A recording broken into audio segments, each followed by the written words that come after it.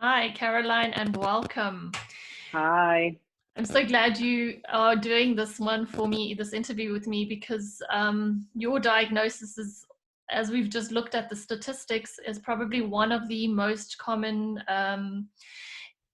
autoimmune diseases out there. Yeah, Do you want to just introduce yourself first, and then we'll dive into sure. your diagnosis? Yeah, sure, absolutely. I'm Caroline Lamont. I'm French. I live in London, UK. I've been here for a bit more than 20 years. I'm 43, I think. Yeah, 43. And I have two children and a husband. And I'm now a functional medicine health coach, but I changed or retrained, started retraining about 4 years ago. And before that, I worked for 20 years in corporate marketing and advertising. That's great. You and I actually know each other through the School of Applied Functional Medicine, where we both Yeah. study. And so it was actually, you were the first person that came to mind when I thought of doing this series because of your diagnosis of rheumatoid arthritis. And in fact, Mm-hmm. the idea came to me because we had, I actually have a friend that has RA, and I spoke to her about what I do. And when I told her that we can reverse the symptoms through diet and lifestyle, she said, "Oh, that's great to hear, but my doctor says, I've actually just got to stay on these meds." So what's your Yeah. experience, and how long ago did you get your diagnosis? Yeah. Sorry. I got my diagnosis in 2012. Um, I think we can go on a little bit later about kind of what happened prior to that, but I got the diagnosis then. But at the time, I also had Guillain-Barré syndrome, which is another autoimmune condition, which is very acute, and I was paralyzed from the waist down. And I spent 6 weeks in hospital. So that was all a bit muddled up with the rheumatoid arthritis. And in a way, at the time, I wasn't active, probably because my body was coping with something else. But I flared really badly when I came out of hospital from Guillain-Barré syndrome. And from then on, basically doctors, gave me exactly the same thing. It's got nothing to do with food. You can eat anything you want. You're just going to have to be on medication for the rest of your life. And if you're lucky, you might get into remission.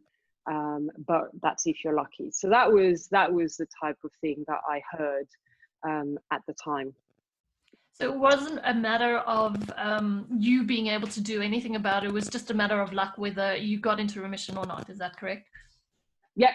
It was kind of like we'll just take you through a protocol. They were putting me on different drugs.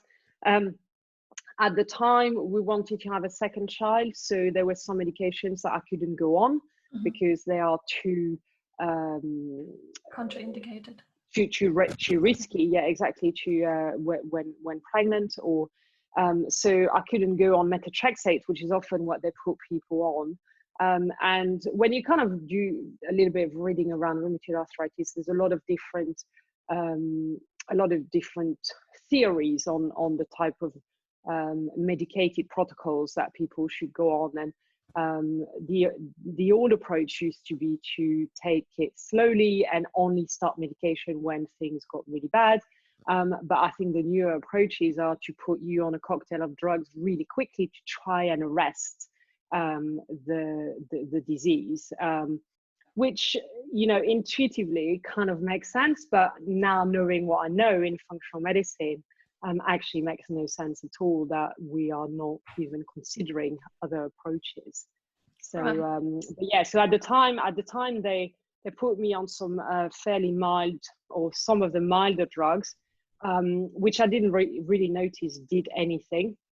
But then I got pregnant quite quickly, which actually surprised my doctors, because they were like, "You're so sick that you're not going to get pregnant quickly." But I did, and that actually helped in some ways, because when you're pregnant, often the disease activity is diminished.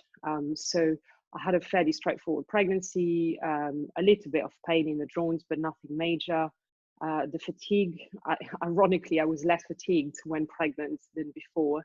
But that was because of the autoimmune activity was dampened down in a way. So I had, you know, pretty easy pregnancy, and then I had my daughter, and it was okay to start with, and then I started flaring quite badly.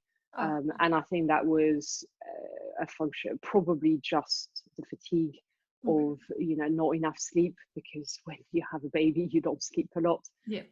So that's when it kind of started showing its ugly head, if I can say that.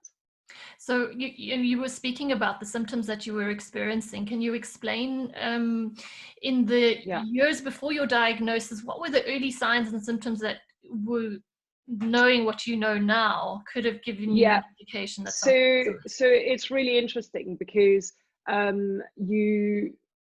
it's a very well-known fact, and it's often something that we talk about a lot in functional medicines, that people will feel ill for years before they get a diagnosis. And I was hearing all of that, and I was like, but that's really odd, because I got diagnosed really quickly. Like literally, I think I went to see my doctor in October or November with joint pain, and by January I had the diagnosis. So I was like, well, I was lucky, I got diagnosed really quickly.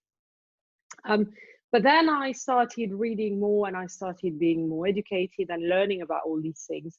And I realized that actually I wasn't diagnosed quickly. I was diagnosed quickly from the points that I started having some specific symptoms, which was the joint pain.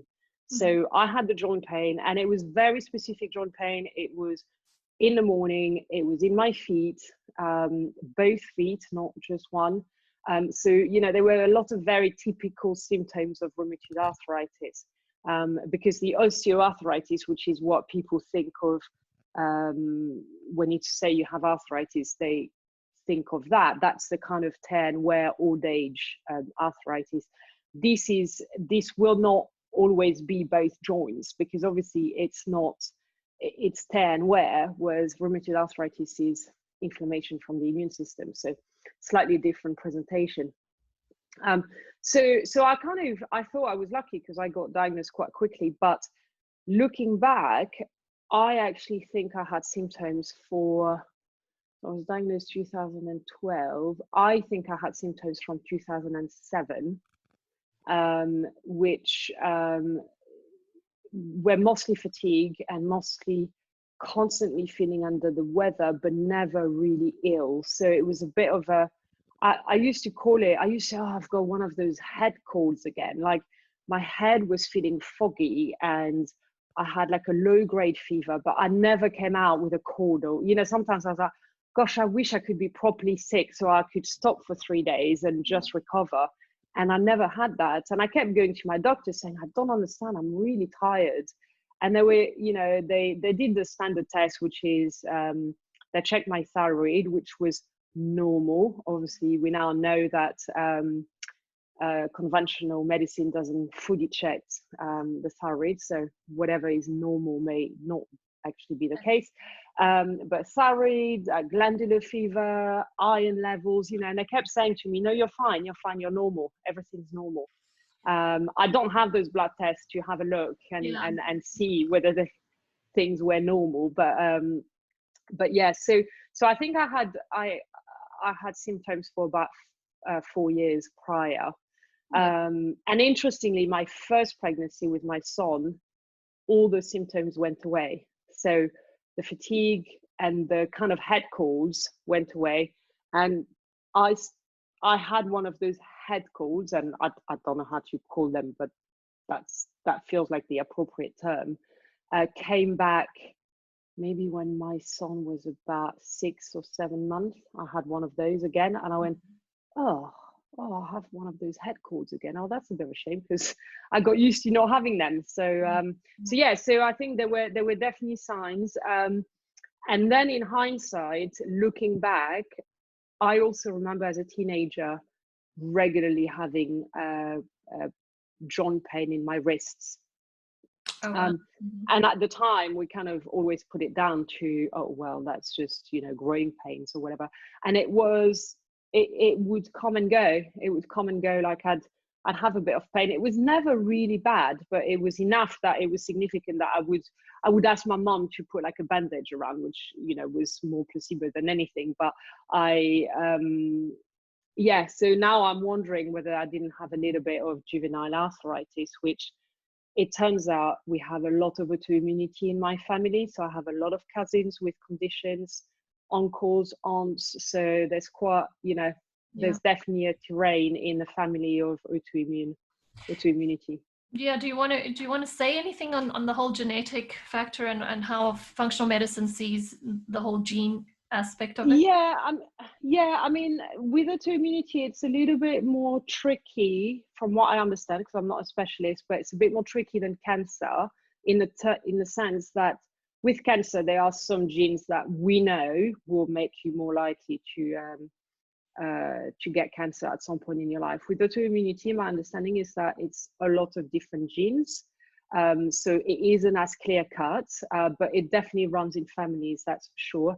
It's autoimmunity that runs in families. It's not rheumatoid arthritis or MS or, you know, Crohn's, because actually with all those conditions, they're actually conditions of the immune system. They're not conditions of the joints or the nerves or the digestive system. It's just the immune system is dysregulated and impacting a body part or an organ. So it's autoimmunity, and yeah, in my family we have multiple types of conditions that have been diagnosed. The other thing which is interesting with not interesting, but a challenge with the genetics in the context of autoimmunity is that sometimes the genetic conditions are causing dysregulation, which then could lead to autoimmunity. So yeah, in that way, I think genetics are a little bit more complicated, but it's what is really, really interesting about genetics and what we're learning in functional medicine is that we can turn genes on and off. So, you know, the genes aren't your fate. That's what I always tell my clients. You know, it's not because you have a gene that it's going to lead on. And, you know, we believe, or scientists believe, that about 25% of the population have genes that make them more likely to have autoimmune conditions. And clearly we are not there. I mean, there are a lot of people suffering from autoimmune conditions, but we're not at 25%. So clearly there's a lot of people who have the genetic material that make them more prone to it and don't get sick. So what we need to understand is why that is, and also can we turn genes off? And we believe we can. So yeah, exactly. I think that's pointing out two very important aspects: that the genes are not your destiny, and that only approximately 30% of your actual experience is attributed to genes, and then the rest 70% is your lifestyle factors and environment. Yeah. And the other important, exactly. interesting aspect that you pointed out was the way functional medicine sees autoimmune diseases, and not that we see each one individually, but that they're just many different names for one common disease, which is a disease of the immune system, right? Yeah, exactly. Exactly. Yeah. Yeah, exactly. And when it comes to protocols or healing protocols, whether you have, you know, MS or rheumatoid arthritis or psoriasis or, you know, Crohn's disease, the bulk of the protocol will be the same. Sometimes you have some specifics, because obviously you will support your joints in a different way or with slightly different supplements than maybe somebody who has got MS, because obviously those body parts have slightly different needs, but the bulk of the protocols will be the same. All right. So if I understand correctly, you're living without symptoms at the moment. Can you tell us how you managed to get that way, and what functional medicine principles you're applying to be able to live? Yeah, sure. I mean, it's been a long journey, and I'm obviously not going to go through all of it because it's about 8 years. But I'm not completely symptom free, so I'm still working through things. And it's just to say that it takes a long time to heal fully. But so my very first experience with looking at food or looking at other things than medication, because as we've learned, it's not just food, but food is a big part of those protocols. My first experience was to take out gluten and dairy. And that was on the advice of a lady who was an acupuncturist, and she was also a nutritionist. And she said to me, you know, gluten is always implicated in autoimmune conditions. And I was completely dismissive of it. I was like, this is ridiculous. Like, everybody eats gluten. Like, you know, gluten doesn't make you sick. And that's often the first reaction people have. But yeah, gluten has a lot of impact for loads of different reasons. It's not just one thing. But I started doing that, and I did notice I had less joint pain. And then I got pregnant, and things got much easier on that front. So I kind of, you know, it's a journey of loads of ups and downs, and you kind of go gluten free for like 8 weeks, then you have no pain, and then you go, oh, I'll just have a little bit of cake or a little bit of bread. And so, you know, I had a lot of that over the past 7.5 years, or no more than that, because my daughter's 7, so 8 years since I started going on these protocols. And then after I had my daughter and I flared really badly, eventually the doctors, I was still gluten-free, I wasn't really dairy-free, but the doctors they were like, look, you need to go on stronger medications because your joints are getting very damaged. And so I relented, and I went on methotrexate, which again is often the first, you know, quite strong drug that they put you on. And at that point, I was on a cocktail of 3 drugs, and it really wasn't working. Nothing was working. I mean, I was getting worse, and the fatigue was enormous. I mean, you know, you have to bear in mind, I was working full time. I had 2 young children, and I was dealing with, you know, a chronic condition. So no wonder I was exhausted. But nonetheless, you just carry on. You don't, you know, you keep going. So they put me on that, wasn't working. And then they literally, the way it works in the UK, I don't know if it's the same in other countries, but they have to follow a certain type of protocols to put it. They used to anyway, I think it's a bit different now, but they used to have to put you on certain drugs. And if that didn't work, then they would move you on to the next. So then they put me on different drugs, and we were trying something for 3 months, and it was working or not working, and then we try something else. And that literally went on for about 2 years. And at that point, I was just sick of it. I was like, you know, there's got to be more to it. And I went to see a nutritionist who specialized in autoimmune condition. And he got me on the road of the Ward's protocol, which is a type of autoimmune protocol. This doctor has MS, but actually her protocol is very, very close to the AIP protocol as well. And actually this whole community, you know, they collaborate and they work together and they study things. So, and they're all slight variations on the same music sheet, if you like. It's, you know, the core is very much the same. So I read her book, and I was totally overwhelmed. I was like, oh my God, the kind of changes that this requires is ridiculous. And at the time I was really ill, really sick, really tired. I mean, I would come home from work and I'd crash on the sofa exhausted, and I had my 2 young children, and, you know, just putting them to bed was the biggest effort. And eventually my husband was traveling for work one weekend. He was away for the weekend. And I said, well, you know what, I'm going to cook the way this lady recommends. So I cooked that way. I did 3 days. So it was 3 or 4, you know, 3 meals a day. And after 3 days, the pain had gone from probably a 9, bearing in mind I was on medication, from a 9 to a 3. Wow. And just that was life-changing for me. It was life-changing because I could hold my little boy's hand without crying in pain, because that's how bad it was. And he was 3, 4. He was 4 at the time.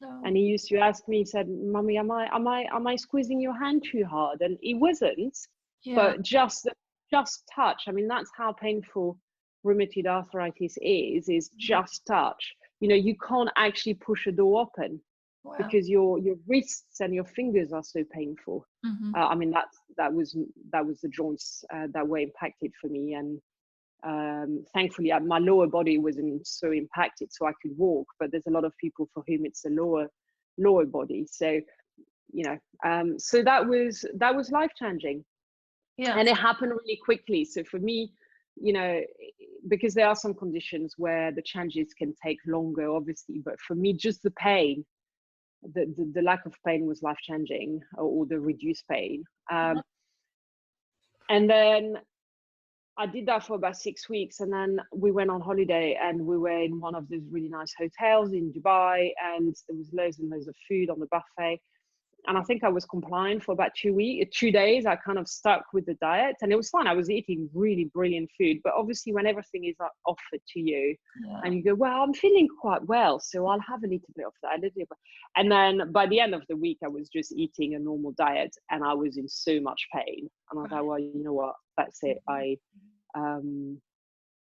So that was the start.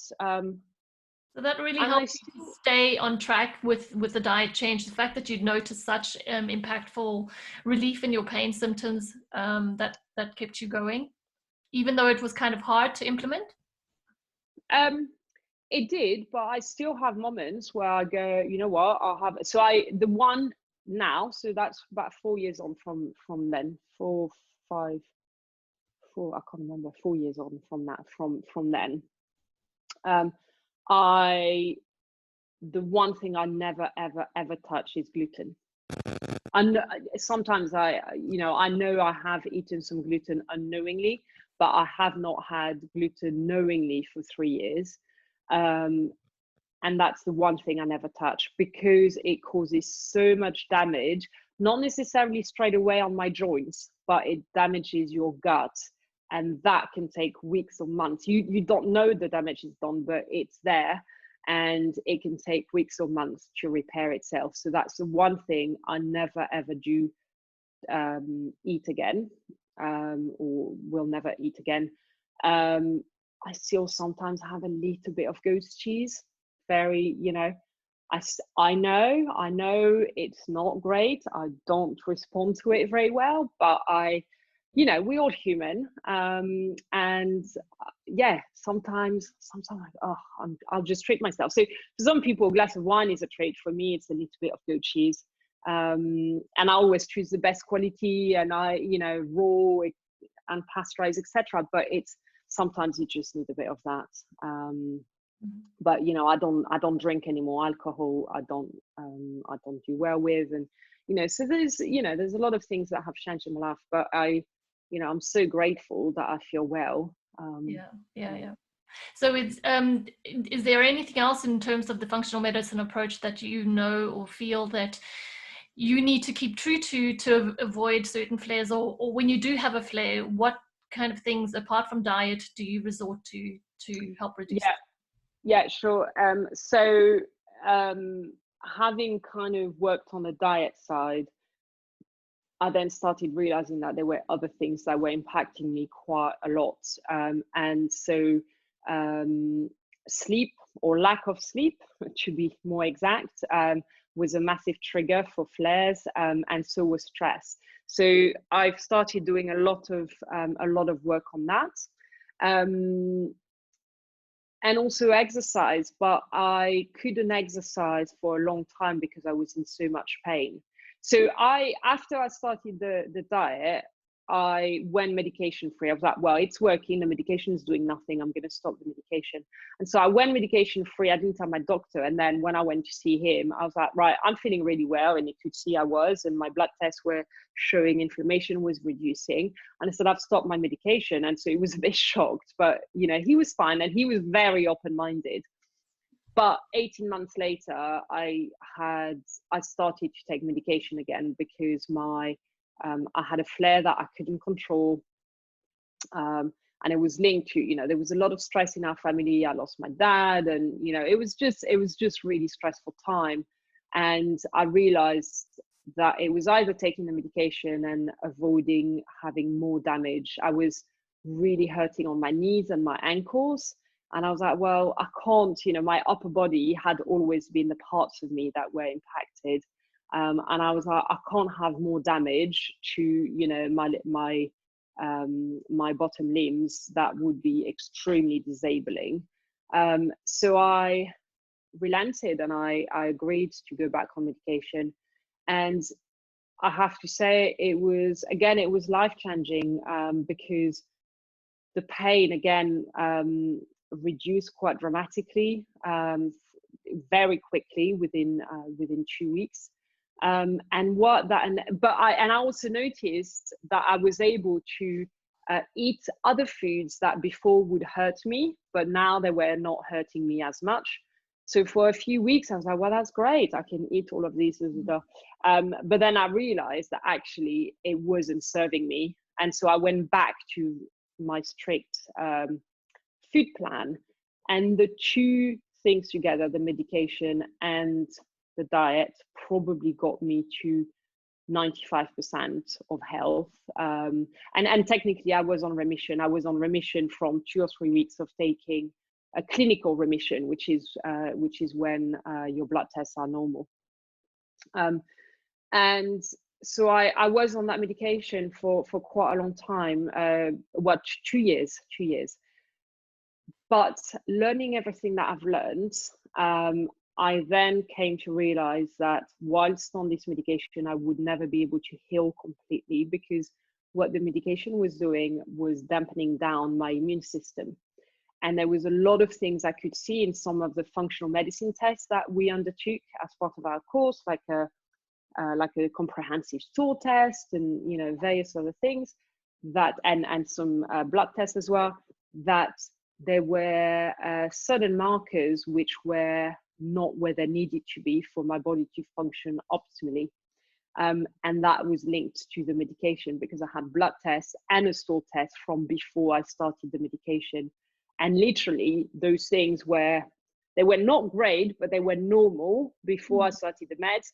And then they plummeted down, and there was nothing I can do in terms of supporting my diet or supplements or anything that would bring them back up. So they were literally being dampened down by the medication. Out of and interest, so what were those two markers? So one was secretory IgA from my stool test, which is a marker of the strength of your immune system in your gut. And the other one was ALP, which is an enzyme from your liver. And it's often linked to things like zinc, etc. And I could take as much zinc as I wanted, or eat as much liver or meat as I wanted. It just wasn't bulging. And so kind of learning all of these, I was like, right, and there were a few other things as well, which I think probably linked to the medication. So I've been off my medication since December. It was not by design. It was because the NHS normally sends me my medication every 8 weeks or every 2 months, whenever. And they forgot me. It was around Christmas time that I was due my next lot of medication. And so I went without it for Christmas. And then eventually I got my medication middle of February. But I was flaring, but not very badly. And I thought, you know what, I'm going to stick with this.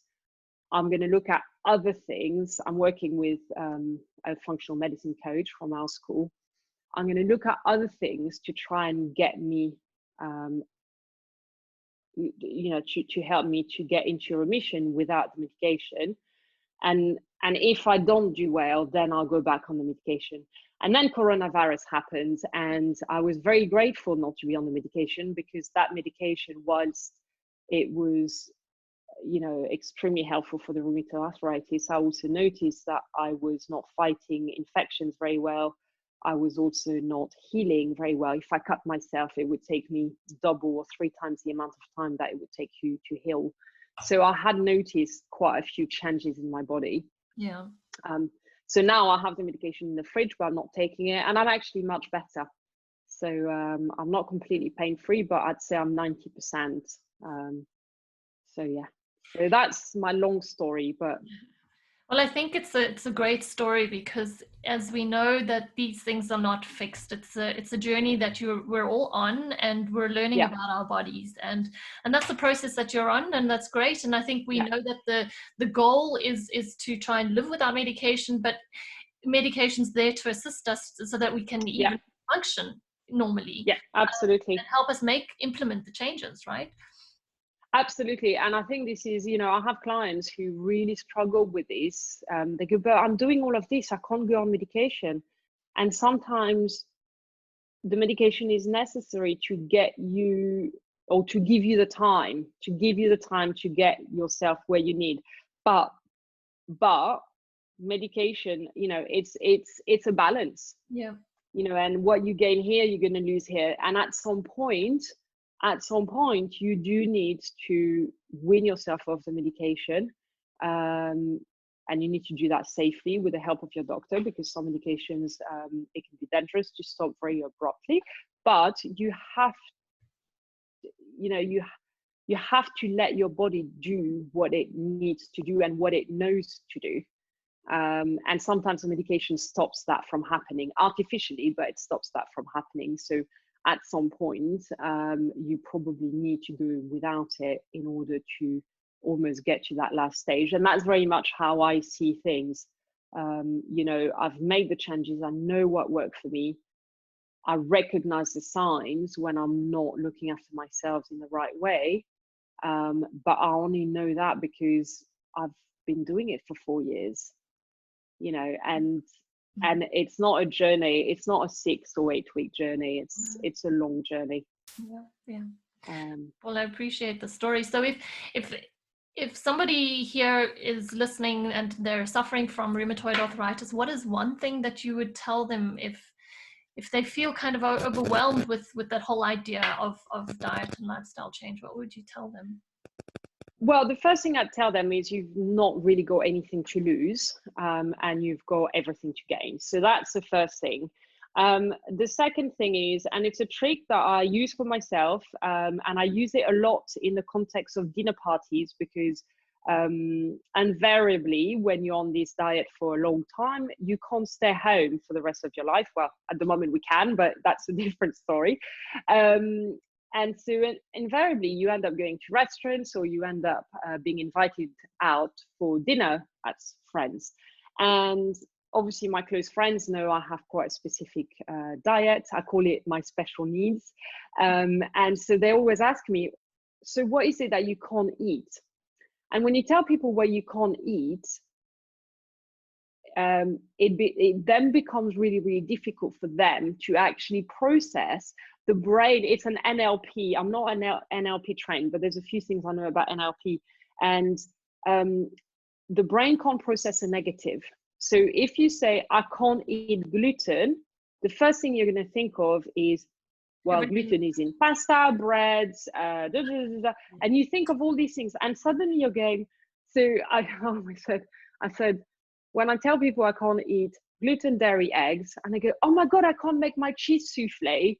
And you go, but you never make cheese souffle anyway. But that's because that's the way the brain works. So what I always tell my friends when they invite me for dinner is I say, well, here's what I can eat. And I say, I can eat meat, I can eat vegetables, I can eat fruits. Yeah, that's more or less what I say I can eat. And they go, oh, but that's all right. I'll do roast chicken then. I go, yeah, that's perfect. And so this is what and now I come to realize that this is exactly what I did that weekend when I tried things. I was instead of thinking of all the things I couldn't eat, I went, well, I can eat all these things, so I'll just have some roasted vegetables with a bit of fish, or I'll have a bit of meat and a salad, and that's what I did. And that's what I tell all my clients. I go, just eat steak and salad for 3 days, or courgettes, or whatever vegetable you feel or you like.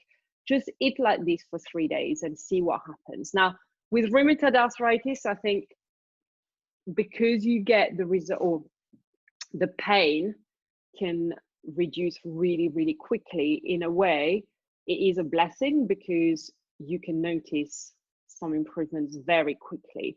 I think some other autoimmune condition, it can be a little bit slower because some of the symptoms are will take a long time to resolve. So in a way, with rheumatoid arthritis, it's almost a blessing, the pain that you have. Well, thank you Yeah, so so much. that's the thing, is focus on the positives, everything that you can eat as opposed to what you can't eat. Yeah, I think that's a wonderful tip. Yeah. So for anybody that might be wanting to get in touch with you, can you tell them your website? Yeah, my website is called greatingreatout.com.